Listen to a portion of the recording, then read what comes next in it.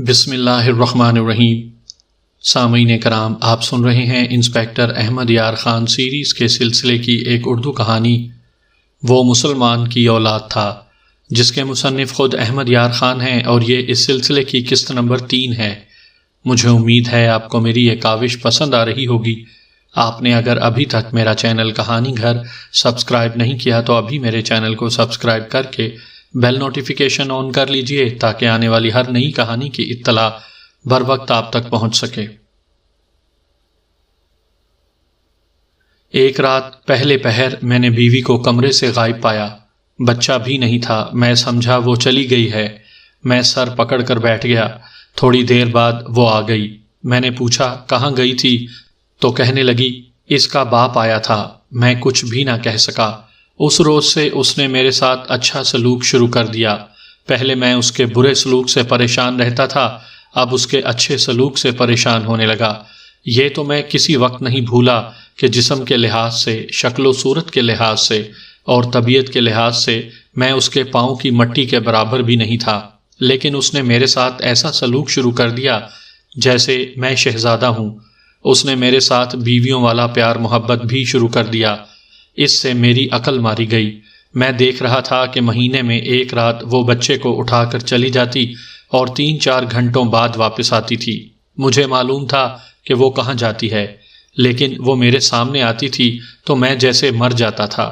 آپ یوں سمجھ لیں کہ میں اس کا پالتو کتا بن گیا جسے گھر والے گودی میں بٹھاتے ہیں، اس کے ساتھ پیار کرتے ہیں، اس کے ساتھ کھیلتے ہیں، لیکن کتا دم ہلانے کے سوا اپنے دل کی بات نہیں کہہ سکتا اور گھر والوں کے کسی کام میں دخل نہیں دے سکتا۔ 3-4 ماہ بعد میری بیوی نے راتوں کو باہر جانا چھوڑ دیا اور وہ اداس رہنے لگی۔ میں نے پوچھا تو نہیں، یہ سمجھ گیا کہ منشی اسے ملنے آیا کرتا تھا، اب کہیں چلا گیا ہے۔ بیوی کا سلوک میرے ساتھ اچھا ہی رہا، لیکن کچھ کمی آ گئی۔ میں نے اسے روتے بھی دیکھا، پھر وقت گزرتا گیا۔ معلوم ہوتا تھا منشی کہیں غائب ہو گیا ہے۔ اس کے بعد 2 اور بچے پیدا ہوئے، یہ میرے بچے تھے۔ آپ نے دونوں کو دیکھا ہے، صاف پتہ چلتا ہے کہ میری اولاد ہے۔ اگر آپ بڑے لڑکے کو دیکھیں تو فوراً کہہ اٹھیں گے کہ یہ کسی اور کی اولاد ہے۔ جب میرے بچے پیدا ہوئے تو میری بیوی نے انہیں کوئی پیار نہ دیا۔ اس کا سارا پیار اپنے پہلے بچے کے لیے تھا۔ چھوٹے بچوں کو الگ سلاتی اور بڑے کو اپنے ساتھ سلاتی تھی۔ بڑے بچے سے مجھے نفرت تھی۔ آپ داروغہ مہاراج، برا نہ ماننا، اپنا اپنا مذہب ہے۔ میں اس بچے کے ساتھ کیسے پیار کر سکتا تھا جو مسلمان کا بچہ تھا؟ وہ سیانہ ہوا تو اس کی عادتیں مسلمانوں جیسی ہوتی گئیں۔ اس کی ماں کے کہنے پر میں نے اسے اسکول داخل کرایا تو پتہ چلا کہ وہ مسلمان لڑکوں کے ساتھ کھیلتا ہے اور انہی کی طرح لڑائی جھگڑا کرتا ہے۔ میری بیوی نے میرے بچوں سے پیار نہیں کیا اور میں نے اس کے بچے کی طرف توجہ نہیں دی۔ یہ لڑکا ماں کے لاڈ کی وجہ سے خراب ہونے لگا۔ 9ویں جماعت سے اس نے اسکول جانا چھوڑ دیا۔ میں نے اسے 3-4 بار مارا پیٹا۔ اگر اکیلا میرے پاس آ جاتا تو میں اسے نفرت سے دھتکار دیتا۔ اسکول چھوڑ کر وہ مسلمان لڑکوں کے ساتھ گھومنے پھرنے لگا۔ مجھے یہ بھی پتہ چلا کہ وہ گوشت بھی کھاتا ہے۔ طبیعت کے لحاظ سے بھی وہ مسلمان ہی تھا۔ یہ شاید خون کا اثر ہے۔ اس کی ماں نام کی ہندو ہے، گھر میں رہنے سہنے اور کھانے پینے کے طریقے مسلمانوں جیسے ہیں۔ میں نے اسے روک دیا اور پوچھا آپ کس طرح یقین سے کہہ سکتے ہیں کہ یہ لڑکا آپ کا بیٹا نہیں؟ میرا تو خیال ہے کہ آپ نے اپنے دل میں وہم بٹھا لیا ہے۔ اگر یہ لڑکا مل گیا تو اسے دیکھنا، اس نے کہا، اور اگر منشی سامنے آ گیا تو اسے بھی دیکھنا۔ 17-18 سال گزر گئے ہیں، منشی کا چہرہ جوان نہیں رہا ہوگا، لیکن اسے اس لڑکے کے ساتھ کھڑا کر کے دیکھنا، آپ کہیں گے کہ لڑکا اس منشی کی جوانی کی تصویر ہے۔ کوئی شک نہیں رہتا۔ میں نے منشی کا گانا سنا ہے اور میں نے اس لڑکے کا گانا بھی سنا ہے۔ ایک ہی جیسی آواز اور ایک ہی جیسی لے ہے۔ جس طرح منشی دلیر اور ہسوڑ تھا، اسی طرح یہ لڑکا دلیر ہے اور ہنستا ہنساتا ہے۔ اس نے باقی کہانی یوں سنائی۔ میں اس لڑکے سے اتنا ہی ڈرتا ہوں جتنا منشی سے ڈرا کرتا تھا، اور سوچا کرتا تھا کہ اس لڑکے کو کس طرح بھگاؤں۔ وہ غائب ہوا تو میں خوش ہوا کہ چلو میری چھٹی ہوئی، لیکن اس کی ماں نے مجھے جینے نہ دیا۔ میں نے 2 دن اس کی گمشدگی کی رپورٹ نہ کی۔ تیسرے دن بیوی کے ہاتھوں مجبور ہو کر آپ کے پاس چلا آیا۔ اس سے پہلے جو کچھ ہوا وہ آپ کو بتاتا ہوں۔ آپ کو معلوم ہے کہ یہاں تھیٹر کمپنی آئی ہوئی تھی۔ مہینے سے زیادہ یہاں رہی اور کوئی 15 روز گزرے کہیں آگے چلی گئی ہے۔ شاید آپ نے بھی اس کا کوئی کھیل دیکھا ہوگا۔ میری بیوی اس مہینے کے دوران 15-16 بار تھیٹر دیکھنے گئی اور اپنے لڑکے کو بھی ساتھ لے جاتی رہی۔ چھوٹے بچوں کو وہ کبھی نہیں لے گئی۔ شو رات 12 بجے ختم ہوتا تھا اور میری بیوی 2 بجے اور کبھی اس سے بھی بعد گھر آتی تھی۔ اب تو میں بوڑھا ہو گیا ہوں۔ بیوی نے میرے ساتھ ایک گھر میں رہتے ہوئے تعلق توڑ رکھا تھا، میں اسے روک نہیں سکتا تھا۔ ایک روز ایک آدمی نے مجھے بتایا کہ تمہارا منشی اس تھیٹر کمپنی میں ہے، ہر ڈرامے میں وہ گاتا ہے۔ میں سمجھ گیا کہ میری بیوی بار بار کیوں تھیٹر دیکھنے جاتی ہے اور اتنی دیر سے کیوں واپس آتی ہے۔ میرے دل کو تو بہت تکلیف ہوئی، لیکن خوشی بھی ہوئی کہ لڑکا بھی گاتا ہے، ہو سکتا ہے باپ اسے بھی اپنے ساتھ لے جائے۔ ان دنوں میری بیوی بہت خوش رہی۔ 2-3 آدمیوں نے مجھے بتایا کہ میری بیوی تھیٹر میں فرسٹ کلاس میں بیٹھتی ہے۔ وہ مجھ سے پوچھتے ہیں کہ میں تھیٹر کیوں نہیں جاتا۔ میں یہ کہہ کر ٹال دیتا تھا کہ مجھے یہ کھیل تماشا پسند نہیں۔ پھر یہ کمپنی چلی گئی۔ میں نے دیکھا کہ گھر میں ماں بیٹے کے درمیان کوئی بے مزگی پیدا ہو گئی تھی۔ ماں اسے کسی کام سے روکتی تھی جسے بیٹا کرنا چاہتا تھا۔ آخر ایک صبح بیوی نے میری جان کھانی شروع کر دی کہ لڑکا کہیں غائب ہو گیا ہے۔ یہ تو میں آپ کو بتا چکا ہوں کہ میں آپ کے پاس کس طرح اور کب پہنچا تھا۔ یہ بالکل درست ہے کہ مجھے اس لڑکے کے ساتھ کوئی دلچسپی نہیں۔ وہ اغوا ہوا ہے، بھاگا ہے، قتل ہوا ہے۔ میں خوش ہوں کہ میرا گھر پاک ہوا۔ اپنی بیوی کے آگے میں اس لیے جھکا رہتا ہوں کہ میری بیوی ہے۔ بھاگ گئی تو میں دنیا کو منہ دکھانے کے قابل نہیں رہوں گا۔ اب 15-16 سال بعد منشی پھر سامنے آ گیا ہے۔ میری بیوی بھاگ کر اس کے پاس جا سکتی تھی، اس لیے میں دبکا رہا۔ یہ بالکل صحیح ہے کہ مجھے ایک آدمی 5,000 روپے کے مطالبے اور دھمکی کا رکا دے گیا ہے۔ میں اسے پہچان نہیں سکا کیونکہ اس نے منہ کپڑے میں چھپا رکھا تھا۔ میں یہ رکا بیوی کو نہیں دکھانا چاہتا تھا۔ میں نے سوچا تھا کہ میں رقم نہیں دوں گا تو لڑکے کو قتل کر دیں گے، لیکن آپ نے میری خواہش پوری نہ ہونے دی۔ اب آپ کو کیا شک ہے کہ آپ کی بیوی کہاں گئی ہوگی؟ میں نے پوچھا۔ وہ اسی کے پاس گئی ہوگی، اس نے جواب دیا۔ میرے لیے اس عورت کا لاپتہ ہونا ایک معمہ تھا۔ وہ پہلے کیوں نہ گئی؟ 5,000 کے مطالبے کی سن کر کیوں گئی؟ لڑکے کی گمشدگی پر پہلے روتی کیوں تھی، پھر خوش کیوں ہوتی رہی؟ اب گھبرا کیوں گئی تھی؟ لالے کے پاس ان سوالات کے کوئی جواب نہیں تھے۔ اس نے اپنے متعلق تمام شکوک رفع کر دیے تھے۔ مجھے اس عورت کا تعاقب کرنا تھا۔ تھیٹر کمپنی اگلے قصبے میں چلی گئی تھی جو 25 میل دور تھا۔ میں نے اپنے ASI کو ریلوے اسٹیشن یہ معلوم کرنے کے لیے بھگایا کہ رات کی گاڑی سے کوئی عورت گئی ہے۔ رات کو لاریاں نہیں چلتی تھیں، گاڑیوں میں ان دنوں کوئی رش نہیں ہوتا تھا۔ قصبے کے ریلوے اسٹیشن سے رات 12 بجے پیسنجر ٹرین کے لیے کوئی سواری نہیں ہوتی تھی۔ میں نے لالے کو اپنے ساتھ رکھا۔ ASI اسٹیشن سے آ گیا۔ اس نے بکنگ کلرک سے پوچھا کہ رات کی گاڑی سے کسی عورت نے ٹکٹ خریدا تھا۔ کلرک نے بتایا کہ چادر میں چہرہ چھپائے ہوئے ایک عورت نے فلاں اسٹیشن کا ٹکٹ لیا تھا۔ کلرک نے کہا کہ عورت کا ہاتھ گورا اور بہت خوبصورت تھا۔ اس نے ٹکٹ لینے کے لیے ایک ہی ہاتھ اندر کیا تھا۔ یہ اسی قصبے کا ٹکٹ تھا جہاں تھیٹر کمپنی گئی تھی۔ کسی دوسرے شہر یا علاقے میں کہیں چھاپا مارنے اور تفتیش کی دیگر کارروائی کرنے کا ایک سرکاری طریقہ تھا۔ میں نے سب طور طریقے بھول کر صرف ایک کانسٹیبل کو اور لالے کو ساتھ لیا اور اسی وقت لاری میں جا بیٹھا۔ اس زمانے میں لاری اس وقت چلتی تھی جب بھر جاتی تھی۔ ہماری لاری کچھ دیر بعد چلی اور سورج ڈوبنے سے بہت پہلے ہم منزل پر پہنچ گئے۔ وہاں کا تھانے دار آگرے کا رہنے والا مسلمان اور میرے دوستوں میں سے تھا۔ اس کے پاس گئے، اسے واردات سنائی اور تھیٹر کمپنی کے متعلق پوچھا۔ اس نے بتایا کہ باہر میدان میں اس کے شامیانے وغیرہ لگے ہوئے ہیں۔ مجھے سب انسپیکٹر رضی الدین صدیقی کے الفاظ آج تک یاد ہیں۔ میں نے اسے کہا، اس کمپنی پر چھاپا مارنے آیا ہوں، مجھے 7-8 کانسٹیبل دے دو اور خود بھی ساتھ چلو۔ اس نے ہنس کر کہا، ملک تیری کون سی کل سیدھی ہے؟ میں نے اسے کہا کہ یہ دفتری اور کاغذی کارروائیاں بعد میں کر لیں گے، مجھے اپنی کارروائی کرنے دو۔ وہ خود بھی ساتھ ہو گیا۔ 8 کانسٹیبل بھی دیے۔ میں نے لالے اور اپنے کانسٹیبل کو بھی ساتھ لیا اور تھیٹر کمپنی کے شامیانے پر جا ہلا بولا۔ یہ چونکہ میدان میں تھا اس لیے خطرہ تھا کہ پولیس کو دیکھ کر ملازم بھاگ جائیں گے۔ ہم نے بڑے اچھے طریقے سے گھیرا کیا اور ان خیموں میں جا پہنچے جہاں ایکٹر اور ایکٹریسیں رہتی تھیں۔ ایکٹریسیں تو 2 ہی تھیں، 12-14 ایکٹر تھے جو کہ خوبصورت لڑکے تھے جنہیں رات کو لڑکیوں کے حلیے میں اور مصنوعی بال پہنا کر نچایا جاتا تھا۔ ایک چوکور خیمے سے لالے کی بیوی اور منشی برآمد ہوئے۔ منشی کی شناخت لالے نے کی تھی۔ میں نے پہلا سوال یہ کیا، لڑکا کہاں ہے؟ یہاں نہیں ہے، منشی نے کہا۔ وہ پریشان ضرور تھا، ڈرا ہوا نہیں تھا۔ کہنے لگا، آپ نے مجھ پر کرم کیا ہے کہ خود ہی آ گئے ہیں۔ میں اسی مسئلے پر پریشان ہو رہا تھا کہ لڑکے کے متعلق پولیس کو کیا بتاؤں اور کس طرح بتاؤں۔ میں نے وہیں بیان لینا شروع کر دیے۔ بیان سنانے سے پہلے میں یہ بتانا ضروری سمجھتا ہوں کہ منشی، میں اس کا نام بھول گیا ہوں، 40 سال سے اوپر کا ہو گیا تھا، لیکن لالے کی بیوی کی طرح اس کا چہرہ دھوکہ دیتا تھا۔ وہ 30 سال کا لگتا تھا، پاروب اور خوبرو چہرہ تھا اور قد بت بہت موزوں۔ لالے کی بیوی اسی کے ساتھ اچھی لگتی تھی۔ ان کے سامنے لالا ان کا نوکر لگتا تھا۔ میرا بیان لینے سے پہلے یہ سن لیں کہ لڑکا میرے پاس تھا۔ منشی نے کہا، 6-7 روز ہوئے اغوا ہو گیا ہے۔ آپ پوچھیں گے کہ میں نے پولیس کو رپورٹ کیوں نہیں دی، تو میں یہ جواب دوں گا کہ لڑکا گھر سے بھاگ کر میرے پاس آیا تھا۔ میری پوزیشن ایسی تھی کہ میں یہ ظاہر نہیں کرنا چاہتا تھا کہ لڑکا میرے پاس آ کر اغوا ہوا ہے۔ اس کی ایک وجہ یہ لالا مہاراج ہیں۔ لڑکا ان کا تھا، یہ لڑکے کی گمشدگی کو انتقام کا ذریعہ بنا سکتے ہیں۔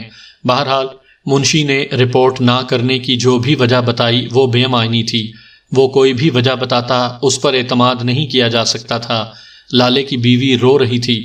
منشی نے بتایا کہ ہمارے قصبے سے وہ اپنی تھیٹر کمپنی یہاں لایا تو ایک روز لالے کا بیٹا اس کے پاس آ گیا اور ضد کرنے لگا کہ وہ تھیٹر میں کام کرنا چاہتا ہے۔ منشی اس تھیٹر میں صرف ایکٹر ہی نہیں تھا، حصے دار بھی تھا۔ اس نے لڑکے کی ضد پر اسے اپنے ساتھ رکھ لیا۔ لڑکا خوبصورت تھا اور نہایت اچھا گاتا تھا۔ اس کی آواز مرد اور عورت کی آواز کے درمیان بڑی سریلی آواز تھی۔ اسے مصنوعی بال اور زنانہ کپڑے پہنا کر رات گیس لیمپوں کی روشنی میں سٹیج پر لایا گیا تو دیکھنے والوں نے بہت پسند کیا۔ منشی نے منادی کرا دی کہ تھیٹر میں گانے والی ایک نئی لڑکی لائی گئی ہے۔ اس نے لڑکی کا کوئی بھی نام رکھا تھا۔ یہ لڑکی 2-3 دنوں میں ہی مشہور ہو گئی۔ لوگ گانے سے زیادہ اس کی خوبصورتی سے متاثر ہوئے تھے، مگر لڑکی 3-4 روز ہی جلوہ دکھا سکی۔ ایک رات لڑکا اپنا پارٹ ادا کر کے سٹیج سے ہٹ کر ونگ میں چلا گیا۔ اس کا اگلا پارٹ یا گانا آدھے گھنٹے بعد تھا۔ ایکٹروں وغیرہ کے لیے سٹیج سے ذرا ہٹ کر خیمے لگے ہوتے ہیں۔ ان خیموں سے پرے ایک اور کنات لگی ہوئی تھی۔ یہ لڑکا زنانہ لباس میں اپنے خیمے میں گیا۔ اگلے پارٹ کا وقت ہو گیا، لڑکا نہ آیا۔ اسے خیمے میں دیکھا، وہ وہاں بھی نہیں تھا۔ ادھر ادھر دیکھا، وہ کہیں بھی نہ ملا۔ اس کی میز پر بڑا آئینہ رکھا تھا، کرسی پیچھے کو گری ہوئی تھی۔ خیمے کی دوسری طرف والے پردے رسیوں سے بانس کے ساتھ بندھے رہتے تھے۔ دیکھا گیا کہ دوسری طرف کے پردوں کی رسیاں چاقو سے کٹی ہوئی تھیں اور کھلا ہوا ایک چاقو نیچے پڑا تھا۔ لڑکے کے مردانہ کپڑے خیمے میں رکھے تھے، وہ زنانہ کپڑوں اور مصنوعی بالوں میں غائب ہو گیا تھا۔ اس سے ظاہر ہوتا تھا کہ وہ خود غائب نہیں ہوا، اغوا ہوا ہے۔ منشی نے جن ملازموں کا نام لیا ان سے الگ الگ پوچھا گیا، سب نے ایک ہی جیسا بیان دیا۔ لالے کی بیوی یقین نہیں کرتی تھی، کہتی تھی کہ منشی جھوٹ بولتا ہے، لڑکا اسی نے غائب کیا ہے۔ میں نے اور رضی الدین صدیقی نے منشی اور اس کے ملازموں پر بہت جرح کی، لیکن ان کے بیان میں کوئی فرق نہ آیا۔ منشی نے مجھے یہ کہا، یہ عورت یعنی لالے کی بیوی مجھ پر الزام عائد کرتی ہے کہ میں نے لڑکے کو غائب کر کے 5000 روپے کا مطالبہ کیا ہے۔ میں لڑکے کے باپ کو اچھی طرح جانتا ہوں، یہ اس لڑکے کے لیے 1 پیسہ نہیں دے گا۔ اگر میں ایسی حرکت کرتا تو لڑکے کی ماں کو پیغام بھیجتا، جس سے مجھے کچھ وصول ہو سکتا تھا۔ منشی، لالے کی بیوی اور بیان دینے والے ملازموں کو ہم تھانے لے گئے۔ منشی مشتبہ تھا۔ رضی الدین نے بہت مدد کی۔ رات ہو گئی تھی، اس نے رات کو ہی قصبے کے چند ایک مخبر اور جرائم پیشہ آدمی بلا لیے، اس وقت یہی مل سکے۔ رضی الدین نے ان سے الگ الگ پوچھا کہ جب سے تھیٹر آیا ہے یہاں باہر کا کون سا استاد شہر میں آیا ہے۔ یہ لوگ پولیس کی بہت مدد کیا کرتے تھے، یہی لوگ پولیس کی آنکھیں اور کان ہوتے ہیں۔ دوسری طرف ان کی عقیدت مندی کا یہ عالم ہوتا ہے کہ کوئی استاد جرائم پیشہ یا کوئی نامی گرامی ڈاکو باہر سے آتا تھا تو اسے پیروں کی طرح ملتے تھے۔ جن آدمیوں کو تھانے بلایا گیا ان میں سے 2 نے بتایا کہ مرشد 2 بار تھیٹر دیکھنے آیا تھا۔ کیا وہ اس وقت بھی آیا تھا جب نئی لڑکی آئی تھی؟ انہوں نے بتایا کہ یہ لڑکی آ چکی تھی، مرشد حلیہ بدل کر آیا تھا۔ ان لوگوں کو اغوا کا دن بتا کر پوچھا گیا کہ اس روز کسی نے مرشد کو یہاں دیکھا تھا؟ ان لوگوں میں سے کسی نے نہیں دیکھا تھا۔ صبح کے وقت 2 اور جرائم پیشہ بلائے گئے، وہ رات کو نہیں مل سکے تھے۔ ان میں سے ایک نے بتایا کہ شام کے بعد اس نے مرشد کو دیکھا تھا۔ بہرحال یہ معلوم ہو گیا کہ مرشد تھیٹر دیکھنے آیا تھا۔ مرشد اس علاقے کا استاد جرائم پیشہ تھا۔ اس نے ڈاکہ زنی اور رہزنی میں نام پیدا کر رکھا تھا۔ میں اسے جانتا تھا۔ اس کا جو علاقہ تھا وہ میرے تھانے کی بھی حدود میں آتا تھا۔ وہ 2 بار سزائے قید بھی کاٹ چکا تھا۔ اب اس کا اپنا گروہ تھا۔ ہمیں مرشد کا تعاقب کرنے کے لیے خاصی شہادت اور جواز مل گیا تھا۔ اگر لڑکا اغوا ہی ہوا تھا تو یہ جرم مرشد کا ہی ہو سکتا تھا۔ وہ ایسی دلیرانہ واردات کرنے کی ہمت اور ذرائع رکھتا تھا۔ مجھے اور رضی الدین کو 3 گاؤں کا علم تھا جہاں مرشد ہو سکتا تھا۔ میں نے اپنے تھانے میں چلے جانا بہتر سمجھا۔ منشی اور لالے کی بیوی کو بھی ساتھ لے گیا۔ منشی ہوشیار اور ذہین آدمی تھا۔ اس نے کہا کہ وہ ہر لحاظ سے بے قصور ہے۔ لڑکا خود ہی اس کے پاس آیا تھا۔ اس نے اغوا نہیں کیا، مگر لڑکے کے اغوا کی رپورٹ پولیس کو یا وارثوں کو نہ دینا بھی جرم تھا، اور یہ ابھی یہ ثابت بھی نہیں ہوا تھا کہ لڑکا مرشد ڈکیت نے ہی اغوا کیا ہے۔ منشی کو ابھی بری الذمہ قرار نہیں دیا جا سکتا تھا۔ اس نے تھیٹر بند ہونے کا خطرہ بتایا، لیکن یہ کوئی جواز نہیں تھا۔ میں اسے ساتھ لے گیا۔ منشی کو تو میں نے تھانے میں رکھا، لالے کی بیوی بھی تھانے میں رہنے کو کہہ رہی تھی۔ میں کسی عورت کو نہیں رکھ سکتا تھا۔ وہ مشتبہ بھی نہیں تھی۔ وہ لالے کے ساتھ نہیں جانا چاہتی تھی۔ میں نے اسے تھانے داروں والے روب سے تھانے سے نکالا اور لالے کے ساتھ بھیج دیا۔ اس کی دکان کے سامنے جو مخبر مقرر کیے تھے وہ اپنی ڈیوٹی دے رہے تھے۔ یہ اللہ کی خاص کرم نوازی تھی کہ اس کی ذات مقدس نے کوئی رکاوٹ نہ آنے دی۔ میں نے ان 3 گاؤں میں دیہاتی لباس میں 3 مخبر بھیجے جہاں مرشد ہو سکتا تھا۔ ایک چھوٹے سے گاؤں کے چوکیدار نے اطلاع دی کہ مرشد یہی ہے۔ میں نے اسی رات چھاپا مارنے کا فیصلہ کر لیا۔ چھاپا مار پارٹی تیار کی گئی۔ گاؤں سے کچھ فاصلے پر ایک پولیس چوکی تھی جو میرے تھانے کے ماتحت تھی۔ وہاں اطلاع بھیج دی۔ 4 کانسٹیبل وہاں سے لینے تھے، 8 اپنے ساتھ تھانے سے لے جانے تھے۔ راتیں چاندنی تھیں۔ میں اپنی پارٹی کے ساتھ شام کو ہی چوکی پہنچ گیا۔ چوکیدار کو اطلاع کر دی گئی۔ وہاں خطرہ یہ تھا کہ مرشد کی سطح کے ڈاکو جس گاؤں میں رہتے تھے وہاں کے لوگ ان کے ڈر سے ان کی حفاظت کرتے تھے، اور اگر انہیں قبل از وقت پولیس کی آمد کا پتہ چل جاتا تو وہ ڈاکو کو خبردار کر دیتے اور اسے بھاگنے میں مدد دیتے تھے۔ مجھے ڈر یہ تھا کہ چوکیدار ہی دھوکہ نہ دے جائے۔ میں نے چھاپے کا وقت رات کا پہلا پہر رکھا۔ اس وقت دیہاتی گہری نیند سوئے ہوئے ہوتے ہیں۔ آدھی رات کے لگ بھگ آنکھ جلدی کھل جاتی ہے۔ میں نے اپنی پارٹی کو تمام ضروری ہدایات دے دیں اور انہیں بکھیر کر گاؤں میں لے گیا۔ چوکیدار باہر انتظار میں کھڑا تھا۔ اس نے مکان بتا دیا۔ چاندنی بڑی شفاف تھی۔ میں نے کانسٹیبلوں کو مکان کے ارد گرد پھیلا دیا۔ ان کے پاس رائفلیں تھیں، لیکن یہ 303 نہیں تھیں۔ رات کے وقت بک شاٹ رائفلیں استعمال کی جاتی تھیں۔ ان میں جو ایمونیشن استعمال ہوتا تھا اس کا ایک سکہ یعنی بلٹ نہیں بلکہ راؤنڈ میں چھرے ہوتے تھے۔ رات کو چونکہ صحیح نشانہ نہیں لیا جا سکتا تھا، اس لیے چھروں سے یہ فائدہ ہوتا تھا کہ بھاگتے آدمی کی طرف نالی کر کے فائر کر دو تو چند ایک چھرے اس کے جسم میں داخل ہو ہی جاتے تھے۔ دوسرا فائدہ یہ کہ ملزم زندہ ہاتھ آ جاتا تھا۔ میں نے مرشد کے دروازے پر دستک دی۔ میرے ہاتھ میں ریوالور تھا۔ کچھ دور پیچھے ایک کانسٹیبل رائفل لیے مجھے کور کر رہا تھا۔ میں نے ایک بار پھر دستک دی۔ 2-4 منٹ بعد دائیں طرف سے اسی مکان کی منڈیر سے مجھ پر فائر ہوا۔ یہ شکاری بندوق کا فائر تھا۔ فائر کرنے والا ایسی جگہ تھا جہاں سے مجھے وہ نشانہ نہیں بنا سکتا تھا۔ چھرے میرے بالکل قریب سے زمین میں لگے۔ میں دروازے کے ساتھ چپک گیا۔ مجھے کور کرنے والے کانسٹیبل نے منڈیر پر گولی چلائی۔ مجھ پر گولی چلنے کا مطلب یہ تھا کہ مرشد کو پتہ چل گیا تھا کہ وہ پولیس کے گھیرے میں ہے۔ اس نے مقابلے کا اچھا انتظام کر رکھا تھا۔ چھت سے گولیاں چلنے لگیں۔ وہ 4-5 آدمی معلوم ہوتے تھے۔ میرے کانسٹیبل جوابی فائر کرنے لگے۔ میں دروازے سے ہٹ کر ادھر ادھر بھاگنے دوڑنے اور اپنے کانسٹیبلوں کی پوزیشنیں دیکھنے لگا۔ پھر ساتھ والی چھت سے بھی ہم پر فائر آنے لگا۔ ہماری مشکل یہ تھی کہ ہم نیچے تھے۔ 2 کانسٹیبل میری ہدایات کے بغیر ہی کسی اور مکان کی چھت پر چلے گئے۔ وہاں سے انہوں نے جو جوابی فائر کیا اس کا کچھ اثر ہوتا محسوس ہونے لگا۔ مکان کے صحن کی ایک دیوار 6 فٹ سے زیادہ اونچی تھی۔ میں نے اسے پھلانگ کر اندر جانے کا ارادہ کیا۔ میرے ایک کانسٹیبل نے مجھے روکا لیکن میں باز نہ آیا۔ میں اندر جا کر دو بدو مقابلہ کرنا چاہتا تھا۔ میں نے اچھل کر دیوار کے اوپر ہاتھ ڈال دیا۔ کانسٹیبل سے کہا کہ مجھے نیچے سے اٹھاؤ۔ اس نے میرے پاؤں کے نیچے ہاتھ رکھ کر مجھے اوپر اٹھایا۔ میرا سر اور کندھے دیوار کے اوپر چلے گئے۔ مجھ پر بندوق فائر ہوئی۔ چھرے زناٹے سے میرے قریب سے گزرے اور 2 چھرے میرے دائیں کندھے کی کھال کو چیرتے گزر گئے۔ میں نیچے ہو گیا۔ ذرا سا ہی فرق رہ گیا تھا ورنہ چھرے میری کھوپڑی میں اتر جاتے۔ میرے ہیڈ کانسٹیبل امجد علی نے سب سے زیادہ جرأت کی۔ مکان سے ذرا ہی دور پیپل کا ایک درخت تھا۔ وہ درخت پر چڑھ گیا۔ وہاں وہ چھت سے بلند ہو گیا تھا۔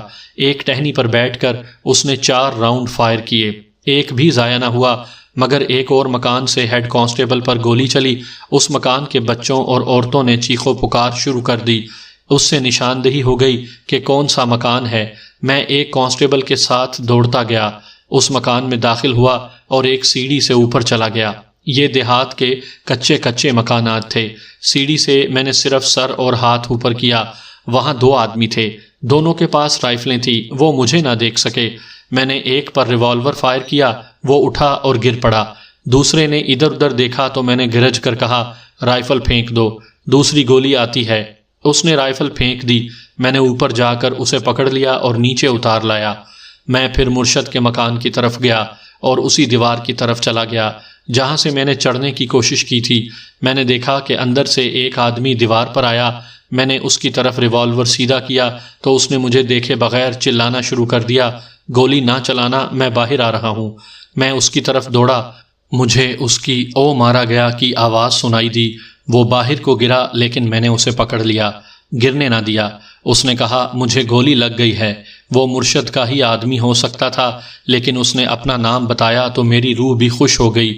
وہ گمشدہ لڑکا تھا۔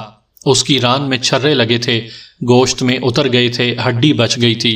میں نے ایک کانسٹیبل سے کہا کہ اس کے زخم پر کپڑا کس کر باندھ دو۔ مرشد کی طرف سے فائر بند ہو گیا۔ ایک آدمی کو چھت سے کود کر بھاگتے پکڑا گیا۔ میں اوپر گیا، مرشد مرا پڑا تھا۔ اس کے 2 ساتھی بری طرح زخمی تھے۔ ایک معمولی زخمی تھا، دوسری چھت سے 2 زخمی پکڑے گئے۔ ایک کو میں ایک اور چھت سے پکڑ لایا تھا۔ اس کے ساتھ والا میرے ریوالور کی گولی سے مر چکا تھا۔ میرا نقصان یہ ہوا کہ ایک کانسٹیبل کے پیٹ میں چھروں کی بوچھاڑ چلی گئی تھی اور وہ مر گیا تھا۔ ہیڈ کانسٹیبل جو پیپل کے درخت پر چڑھا تھا، اسے پیچھے سے فائر کے چند ایک چھرے بازو میں لگے تھے اور 2 چھرے میرے کندھے کی کھال کو کاٹ گئے تھے۔ ڈاکوؤں کی لاشوں اور بے ہوش زخمیوں کو 4 پائیوں پر ڈال کر شہر میں لے آیا۔ وہاں تک ایک زخمی مر چکا تھا۔ باقی سب کو اور ہیڈ کانسٹیبل کو اسی وقت ہسپتال بھیج دیا۔ سرکاری ہسپتال تھا۔ ڈاکٹر کو جگا کر ان کی مرہم پٹی کی گئی۔ اس گروہ کا دوسرا شدید زخمی اگلے روز مر گیا۔ لڑکے کی بھی مرہم پٹی کی گئی۔ زخم ذرا زیادہ ہی تھا لیکن کوئی خطرہ نہیں تھا۔ میں نے الگ صبح جا کر بیان لینے شروع کر دیے۔ سب سے پہلے لڑکے کے بیان لیے جو میں اختصار سے پیش کرتا ہوں۔ اس کا جب شعور بیدار ہوا تو ماں نے اس کے دل میں اپنے خاوند کے خلاف نفرت ڈالنی شروع کر دی۔ لڑکا یہ تو دیکھ ہی رہا تھا کہ باپ یعنی لالا اس کے ساتھ پیار کرتا ہے، نہ بات کرتا ہے۔ اس کے دل میں یہ بیٹھ گئی کہ یہ اس کا باپ نہیں۔ ماں نے اسے بے پناہ پیار دیا۔ وہ اسکول میں داخل ہوا تو اسے مسلمان لڑکے اچھے لگتے تھے۔ وہ ان کے ساتھ کھیلتا تھا۔ بڑا ہوا تو بھی اس نے مسلمانوں کے ساتھ دوستی رکھی۔ وہ گوشت کھاتا تھا اور وہ گائے کا گوشت بھی کھا لیتا تھا۔ لالے نے اسے کئی بار مسلمانوں کی دوستی سے روکا۔ اس نے لالے کو کھری کھری سنا دیں۔ گھر میں لڑکے کی ماں لالے کو بات نہیں کرنے دیتی تھی۔ پھر یہ وقت آیا کہ شہر میں تھیٹر کمپنی آئی۔ ایک رات ماں لڑکے کو تھیٹر دکھانے لے گئی۔ وہاں اس کی ملاقات منشی سے کرائی اور کہا کہ یہ ہے تمہارا باپ۔ لڑکا اب جوان تھا، سب کچھ سمجھتا تھا۔ اس نے ماں سے پوچھا کہ یہ کیسے ہو سکتا ہے۔ ماں نے اسے بتایا کہ یہ درِ پردہ شادی تھی، لیکن اس کے ماں باپ نے اس کی شادی زبردستی اس ہندو کے ساتھ کر دی۔ اس شادی کے بعد تم پیدا ہوئے تھے۔ منشی چونکہ مسلمان تھا اس لیے ماں اس کے ساتھ اعلانیہ شادی نہیں کر سکتی تھی۔